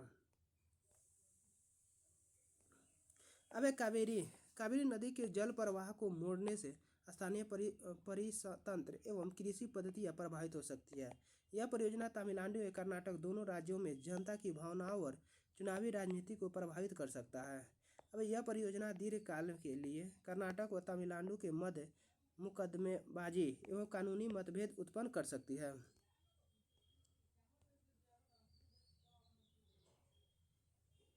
अब मालवा नहर परियोजना जिसे मालवा कैनाल प्रोजेक्ट के नाम से भी जाना जाता है, पंजाब में एक सिंचाई परियोजना है जो दक्षिण पंजाब में लगभग 2 लाख एकड़ कृषि भूमि को सिंचाई करने के लिए डिजाइन की गई है। अब मुख्य बिंदु उद्देश्य दक्षिण पंजाब में सिंचाई सुधार करना है। लंबाई 149.53 किलोमीटर है। क्षमता है 2000 क्यूसेक। कितना है क्षमता? 2000 क्यूसेक है। अब लागत कितना है? 2300 करोड़ रुपए है। संबंधित राज्य पंजाब और राजस्थान है। नहर का निर्माण आज आज़ादी के बाद पहली बार पंजाब में नई नहर का निर्माण किया जा रहा है। परियोजना का संचालन यह नहर बीजपुर जिले के सतलुज पर हरी के मुख्य संरचना से निकलेगी। यह हरियाणा की सीमा के करीब मुक्तसर जिले के वारिंग खेड़ा गांव में समाप्त होगी और हरियाणा को पूर्व में सरहिंद फीडर और राजस्थान के फीडर नहरों को समानांतर चलेगी। अब पर्यावरण संबंधी चिंताएं। वन भूमि पर पड़ने वाले प्रभाव को लेकर पर्यावरणीय चिंताएं भी उत्पन्न होती है। सिंचाई योग्य भूमि लगभग 2 लाख एकड़ कृषि भूमि है। अब मिशन के बारे में जानते हैं। क्या है मिशन के बारे में। नेशनल क्रिटिकल मिनरल मिशन यानी जनवरी 2025 में प्रधानमंत्री नरेंद्र मोदी की अध्यक्षता में केंद्रीय मंत्रिमंडल ने national critical mineral mission NCMA के शुभारंभ को मंजूरी प्रदान की। विदित हो कि केंद्रीय वित्त मंत्री निर्मला सीतारमण ने 23 जुलाई 2024 को 2024-25 के केंद्रीय बजट में क्रिटिकल मिनरल मिशन की स्थापना की घोषणा की थी। अब मुख्य बिंदु के बारे में देखते हैं। अब इस मिशन के लिए 7 वर्षों में 34,300 करोड़ रुपए का परिव्यय निर्धारित किया गया है। इस मिशन का उद्देश्य महत्वपूर्ण खनिजों की खोज, खनन और पुनर्चक्रण के बढ़ावा देना है।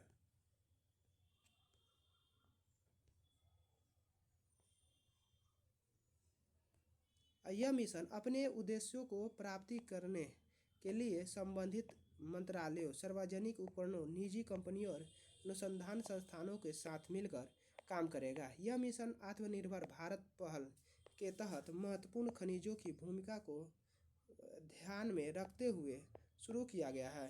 क्या होता है क्रिटिकल मिशन? इन तत्वों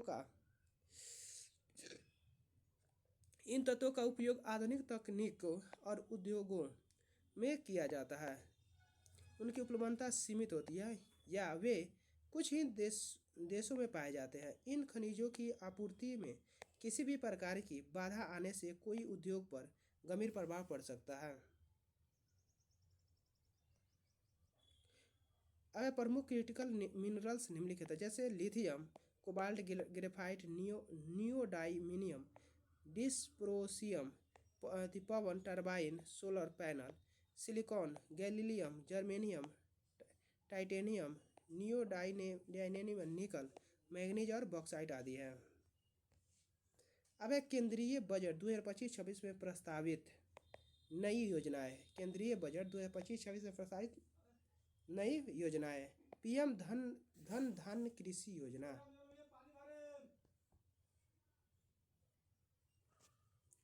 केंद्रीय बजट 2025-26 में वित्त मंत्री निर्मला सीतारमण ने कृषि क्षेत्र को बढ़ावा देने के लिए PM धन धान्य कृषि योजना की घोषणा की है। इसके तहत कृषि जिलों का विकास किया जाएगा।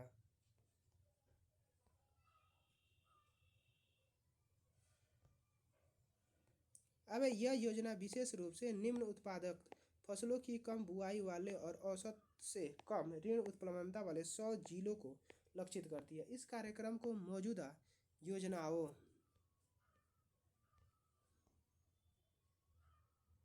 एवं विशिष्ट उपायों के अभिसरण के माध्यम से लागू किया जाएगा। इस कार्यक्रम से लगभग 1.7 करोड़ छोटे और सीमांत किसान लाभान्वित होंगे। यह योजना भारतीय कृषि को आधुनिक बनाने के लिए बहुआयामी दृष्टिकोण के साथ चरणबद्ध तरीके से लागू की जाएगी। यह कार्यक्रम आकांक्षी जिला कार्यक्रम से प्रेरित है, जिसे वर्ष 2018 में देश भर में 112 अल्प विकसित जिलों को शीघ्रतापूर्वक व प्रभावी रूप से बदलने के लिए शुरू किया गया था।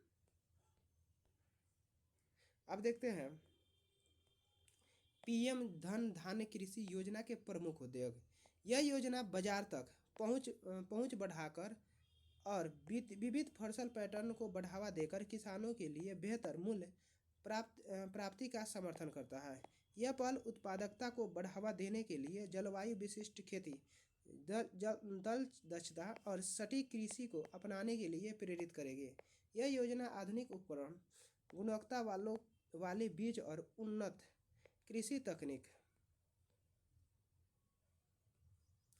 तकनीक को अधिक सुलभ बनाते हुए अल्पकालिक और दीर्घकालिक ऋण सहायता प्रदान करेगी।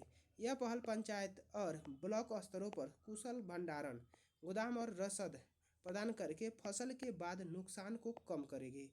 यह योजना सिंचाई कवरेज को बढ़ाएगी और फसल की तीव्रता और उपज स्थिरता बढ़ाने के लिए कुशल जल उपयोग प्रौद्योगिकी को बढ़ावा देगी।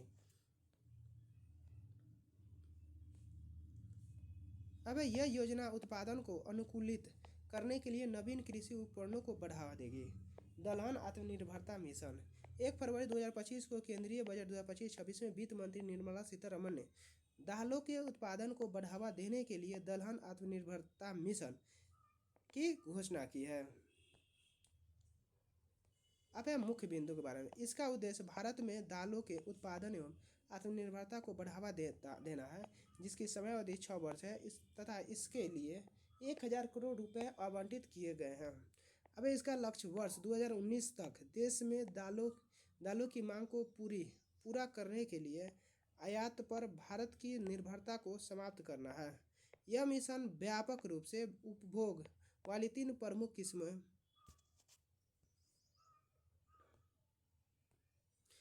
किस्मों तुअर, अरहर, उड़द एवं मसूर के उत्पादन पर विशेष फोकस करता है, जिसके तहत उपयुक्त 3 दलहन फसलों के संबंध में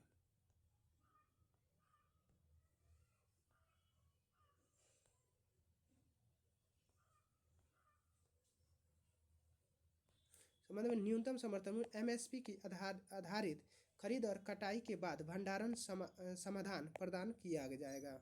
अब विदित हो कि वर्ष 2022-23 में उत्पादन अनुमति के आधार पर मध्य प्रदेश, महाराष्ट्र एवं राजस्थान देश के शीर्ष 3 दाल उत्पादक राज्य हैं। पहला है कुल दलहन उत्पादन में विभिन्न फसलों का योगदान चना 47%, तुअर,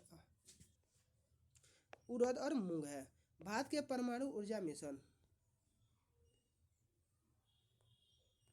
भारत के परमाणु ऊर्जा मिशन और लघु मॉड्यूलर रिएक्टर। केंद्रीय बजट 2025-26 में भारत की परमाणु ऊर्जा क्षमता को बढ़ाने के लिए परमाणु ऊर्जा मिशन की शुरुआत की गई है। परमाणु ऊर्जा मिशन के बारे में। इसका उद्देश्य लघु मॉड्यूल रिएक्टर SMR के अनुसंधान एवं विकास को बढ़ावा देकर परमाणु ऊर्जा क्षमता को बढ़ावा देना है। इस मिशन के तहत 2033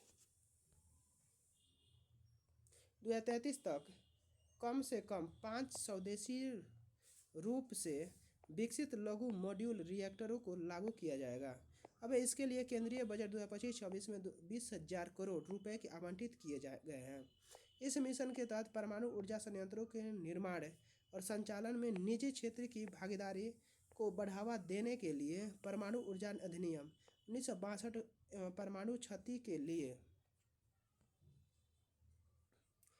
नागरिक दायित्व अधिनियम में संशोधित किया जाएगा। अब वर्तमान में भारत अपनी ऊर्जा आवश्यकताओं को लगभग 75% के लिए कोयले जैसी पारंपरिक स्रोतों का निर्माण है। इसलिए यह मिशन परमाणु ऊर्जा को एक महत्वपूर्ण स्रोत के रूप में स्थापित करने के लिए महत्वपूर्ण होगा। उल्लेखनीय है कि वर्तमान में परमाणु ऊर्जा संयंत्रों का स्वामित्व एवं संचालन भारतीय परमाणु ऊर्जा निगम लिमिटेड और इसकी पूर्ण स्वामित्व वाली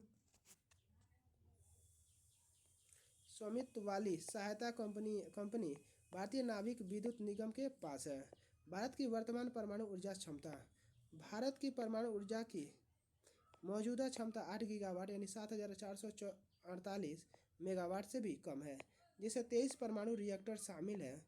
सरकार का लक्ष्य वर्ष 2031 से 32 तक मौजूदा क्षमता को 3 गुना करके 22,800 मेगावाट करना है।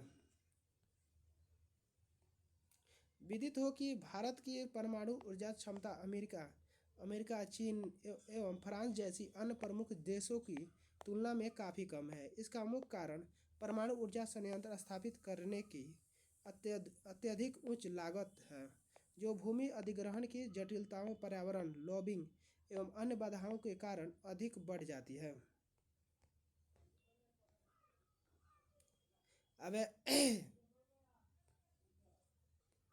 अब लघु मॉड्यूलर रिएक्टर SMR 300 मेगावाट से कम बिजली का उत्पादन करने वाले रिएक्टरों को लघु मॉड्यूलर रिएक्टर कहा जाता है। ये अपेक्षाकृत सरल और मॉड्यूलर डिजाइन है, जिसके कारण इसके घटकों को साइट पर निर्माण करने के बजाय कारखानों में ही असेंबल किया जा सकता है। इसके अन्य लाभ निम्नलिखित हैं।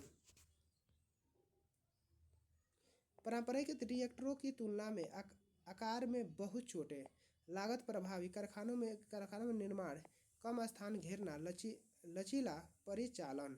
इसके विपरीत पारंपरिक प्रेशराइज्ड हैवी वाटर परमाणु रिएक्टर आमतौर पर 500 मेगावाट या उससे अधिक विद्युत उत्पादन करने की क्षमता रखते हैं। SMR पारंपरिक रिएक्टरों की तुलना में विभिन्न लाभों के कारण वर्तमान में परमाणु ऊर्जा क्षेत्र में काफ़ी लोकप्रिय है। हालांकि यह अभी भी एक नई तकनीक है जिसे व्यावसायिक स्तर पर अपनाने की प्रयास जारी है। अब चीन इस क्षेत्र में अग्रणी बनकर उभरा है, जहां दुनिया की पहली ऑनशोर स्मॉल मॉड्यूलर रिएक्टर सुविधा लिंकलोग 1 का अनावरण वर्ष 2026 में किया जाएगा। अब कृषि ऋण में वृद्धि। कृषि वित्त पोषण में मजबूत करने के लिए प्रमुख उपाय के रूप में वित्त मंत्री ने केंद्रीय बजट 2025-26 में किसान क्रेडिट कार्ड यानी KCC योजना के अंतर्गत ऋण की सीमा 3 लाख रुपए से बढ़ाकर 5 लाख रुपए कर दिया है। भारत की 40% आबादी कृषि एवं संबद्ध गतिविधियों में संलिप्त है, इसलिए किसानों के लिए वित्तीय सुरक्षा और सुलभ ऋण सुनिश्चित करना सरकार की सर्वोच्च प्राथमिकता बनी हुई है।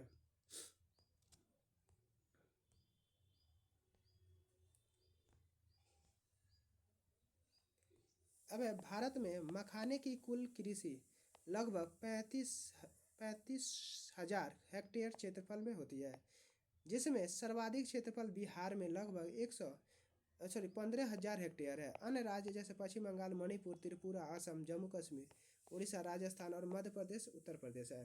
भारत के मखाना उत्पादन में लगभग 90% हिस्सेदारी बिहार की है। वर्ष 2022 में मिथिला मखाना को भौगोलिक संकेत GI टैग का दर्जा प्राप्त किया गया है। यहाँ से अमेरिका, ऑस्ट्रेलिया,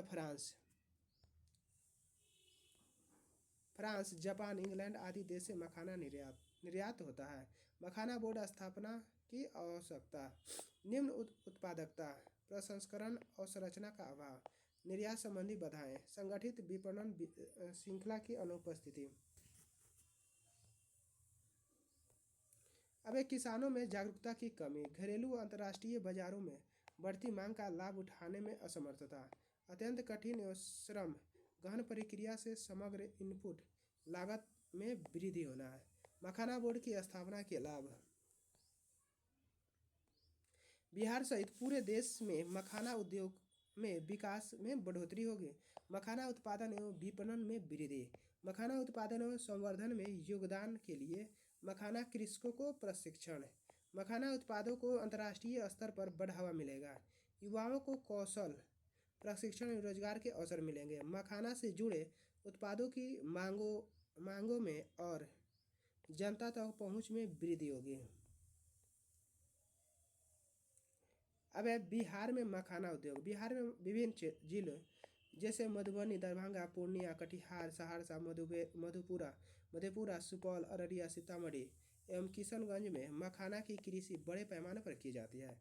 राज्य में सर्वाधिक मखाना उत्पादन सहरसा जिला में होता है। प्रतिवर्ष प्रतिवर्ष बिहार में 50 से 60 हजार टन मखाना बीज की पैदावार होती है। बिहार में मखाना उद्योग का कारोबार करीब 3,000 करोड़ रुपए का है और वैश्विक स्तर पर इसका उद्योग का कारोबार लगभग 5,000 करोड़ रुपए तक पहुंच चुका है।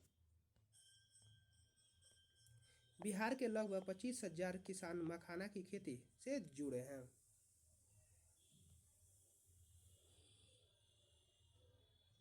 अब है कपास उत्पादकता में मिशन। केंद्रीय बजट 2025-26 में कपास उत्पादन मिशन की शुरुआत की गई है। इसके लिए केंद्रीय बजट 500 करोड़ रुपए का आवंटन किया गया है, जिसका समय अवधि 5 वर्ष है। अब है इसके तहत भारत में कपास की पैदावार को 450 से 500 केजी प्रति हेक्टेयर से बढ़ाकर 1,000 केजी प्रति हेक्टेयर तक करना है। अब है उद्देश्य। कपास की खेती को उत्पादकता और स्थिरता में महत्वपूर्ण सुधार लाना है। अब एक्स्ट्रा लॉन्ग स्टेपल कपास की किस्मों को बढ़ावा देना है। भारतीय कपड़ा और परिधान क्षेत्र के लिए कच्चे माल की सुरक्षा सुनिश्चित करने के साथ ही किसानों की आय में वृद्धि करना है।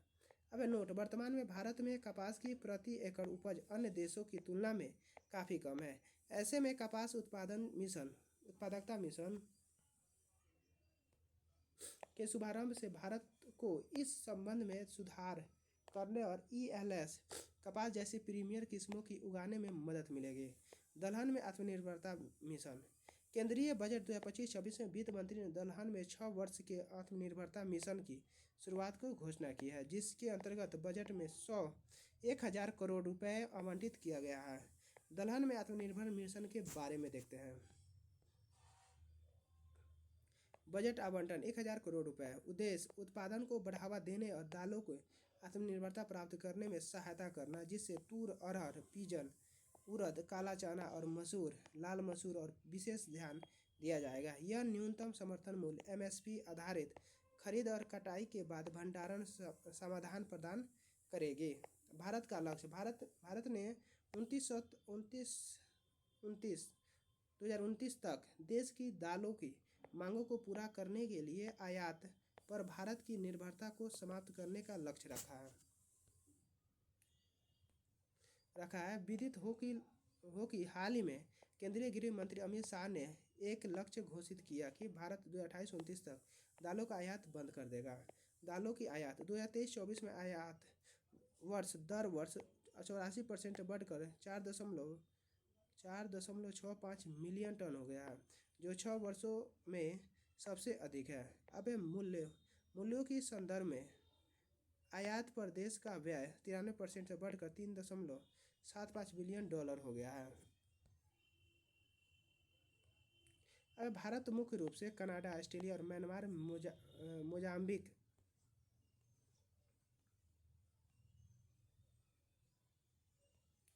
तंजानिया, सूडान और मालदीव से आयात करता है। ठीक है, ये ग्राफ है। चलिए ग्राफ को इसमें देख लेते हैं। भारत में दालों का उत्पादन।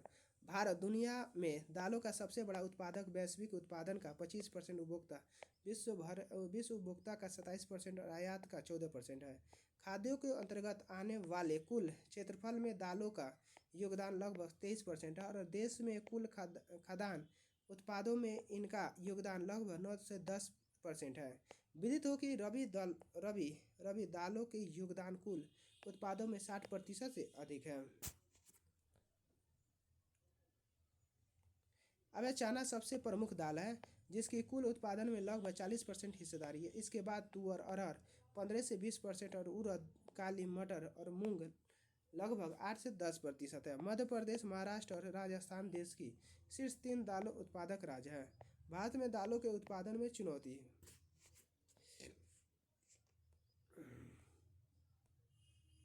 कम उत्पादकता, यानी दलहन की फसल को इसकी पैदावार की अस्थिरता को कारण पारंपरिक रूप से उपेक्षित फसल माना जाता है। अब है अपशिष्ट फसल। भारत में दलहन के अपशिष्ट फसल माना जाता है और इसे सीमांत कम उपजाऊ भूमि में वर्षा आधारित परिस्थितियों में उगाया जाता है, जिसमें कीट एवं पोषण तत्व प्रबंधन पर बहुत कम ध्यान दिया जाता है। हरित क्रांति के आगमन के साथ जिसने बाहरी इनपुट और आधुनिक किस्मों के बीजों का उपयोग करके चावल एवं गेहूं को बढ़ा दिया है, दलहन की सीमांत भूमि पर खेती को बढ़ावा दिया गया है। इसके परिणाम स्वरूप उत्पादकता में गिरावट तथा भूमि संरक्षण हुआ है।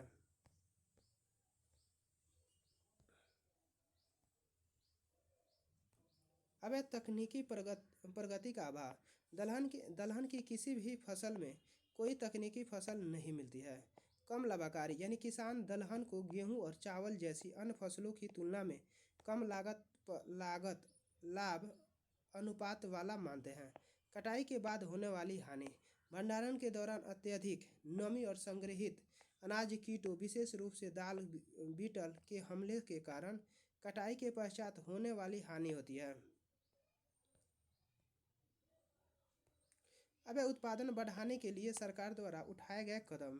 राष्ट्रीय खाद्य सुरक्षा मिशन, कृषि एवं किसान कल्याण विभाग द्वारा सभी जिलों में क्षेत्र विस्तार और उत्पादकता वृद्धि के माध्यम से उत्पादन बढ़ाने के उद्देश्य से राष्ट्रीय खाद्य सुरक्षा मिशन NFSM दलहन को लागू कर रहा है। अब अनुसंधान एवं विकास।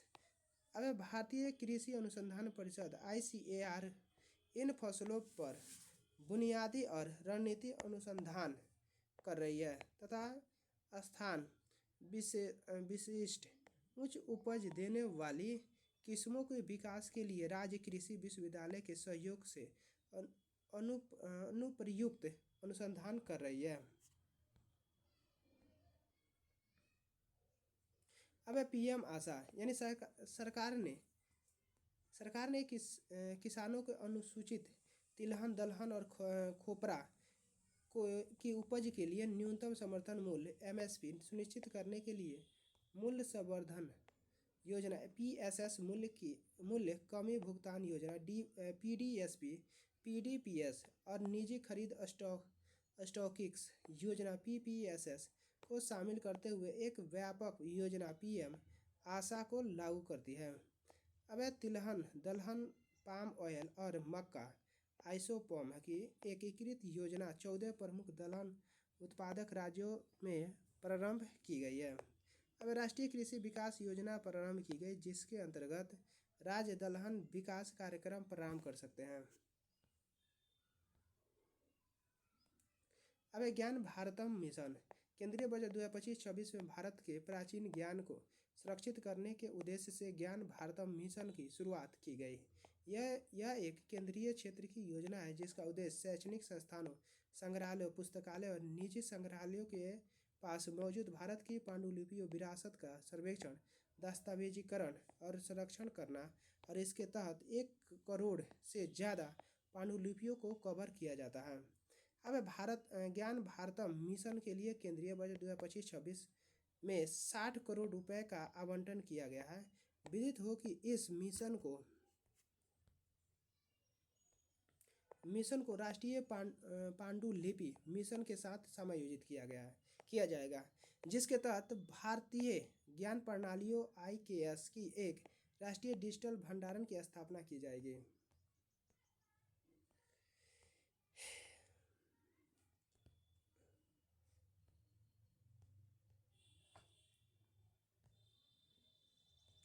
अब यह पहला भारत की विशाल बौद्धिक विरासत को सुरक्षित करके प्राचीन भारतीय ज्ञान को आधुनिक शिक्षा और प्रौद्योगिकी के साथ एकीकृत करने की दृष्टिकोण से अनुरूप है। अब ग्रामीण समृद्धि एवं लचीलापन कार्यक्रम, केंद्रीय बजट 2025-26 में वित्त मंत्री निर्मला सीतारमण ने ग्रामीण विकास को बढ़ावा देने के लिए राज्यों के सहयोग से एक समग्र बहुक्षेत्रीय ग्रामीण समृद्धि एवं लचीलापन कार्यक्रम की घोषणा की है। इस पहल का उद्देश्य कौशल विकास, निवेश, प्रौद्योगिकी अपनाने एवं ग्रामीण अर्थव्यवस्था को बढ़ावा देकर ग्रामीण क्षेत्र से पलायन की समस्या का समाधान करना है। अब यह कार्यक्रम ग्रामीण क्षेत्र में रोजगार के प्रचुर अवसर उपलब्ध कराने पर केंद्रित है ताकि यह सुनिश्चित किया जा सके कि रोजगार के लिए प्रवासन एक आवश्यकता के बजाय एक विकल्प बना रहे। अब इस कार्यक्रम को चरणबद्ध तरीके से लागू किया जाएगा तथा चरण 1 में राज्यों की सहभागिता के साथ 100% विकासशील कृषि जिलों को कवर किया जाएगा। अब राष्ट्रीय उच्च उपज बीज मिशन है। केंद्रीय बजट 2025-26 में वित्त मंत्री निर्मला सीतारमण ने राष्ट्रीय उच्च उपज बीज मिशन की घोषणा की है, जिसके तहत बजट में 100 करोड़ रुपए का आवंटन किया गया है।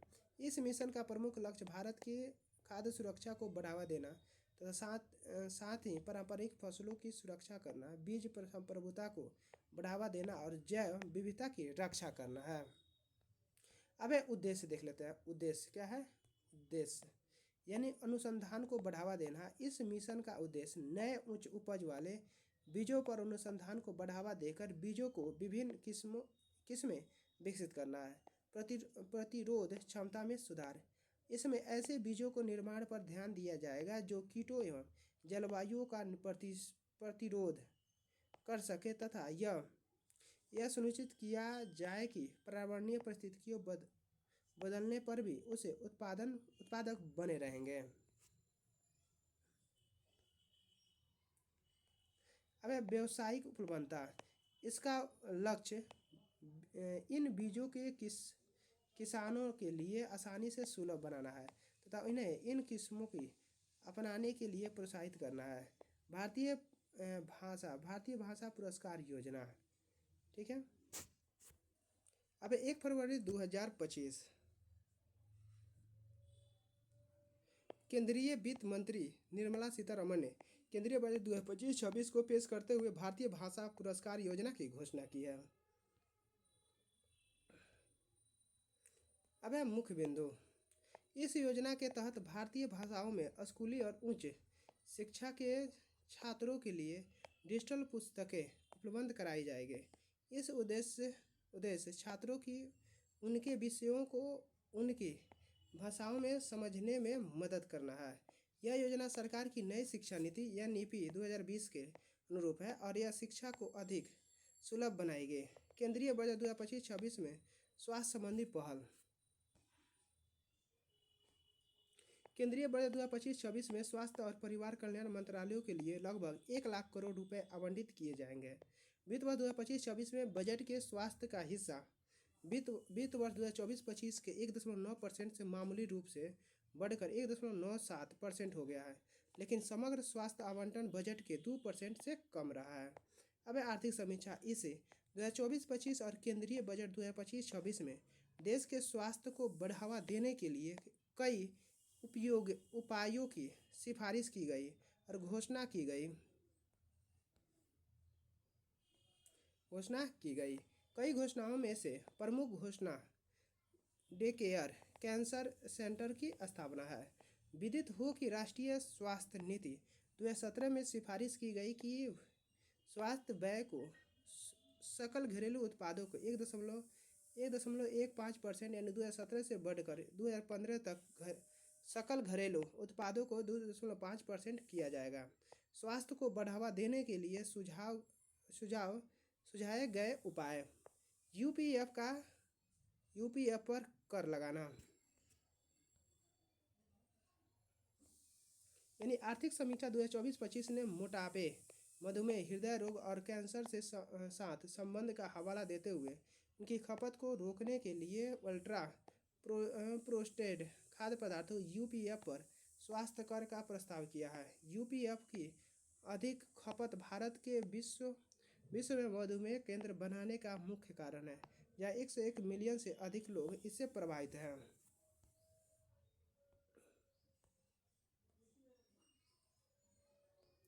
अब है कैंसर देखभाल विस्तार। सरकार ने वित्त वर्ष 2026 तक प्रत्येक जिले में कैंसर देखभाल केंद्र और स्थानीय कीमोथेरेपी और उपचार के लिए वित्त वर्ष 2025-26 तक 200 नए डे केयर कैंसर केंद्र स्थापित करने की योजना बनाई है। जीवन रक्षक दवाइयों में छूट।